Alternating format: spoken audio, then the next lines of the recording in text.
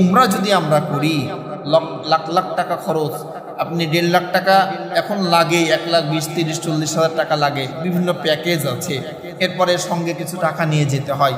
তো মোটামুটি 2 লাখ টাকা খরচ করে আপনি উমরা করলেন। উমরা করলে আল্লাহ রাব্বুল আলামিন কি পুরস্কার আমাদের জন্য রেখেছেন। 1 নাম্বার ফজিলত হলো বুখারী শরীফের 1521 নাম্বার হাদিস। নবী করিম সাল্লাল্লাহু আলাইহি ওয়াসাল্লাম বলেন, কোন মানুষ যদি হজে যায়, উমরায় যায়, হজে যেয়ে উমরায় যেয়ে কোনো অশ্লীল কথা না বলে, তার জবান দিয়ে কাউকে কষ্ট না দেয়, তার হাতের দ্বারা কেউ কষ্ট না পায়, এইভাবে সুন্দর করে কেউ যদি হজ আর উমরা করে, তো ওই হাজী সাহেব যখন বাড়িতে আসবে, সদ্য ভূমিষ্ঠ একটা সন্তান মার পেট থেকে যেইভাবে নিষ্পাপ অবস্থায় দুনিয়ায় আসে, ওই হাজী সাহেব নিষ্পাপ অবস্থায় এই বাড়িতে ফেরত আসবে। সুবহান।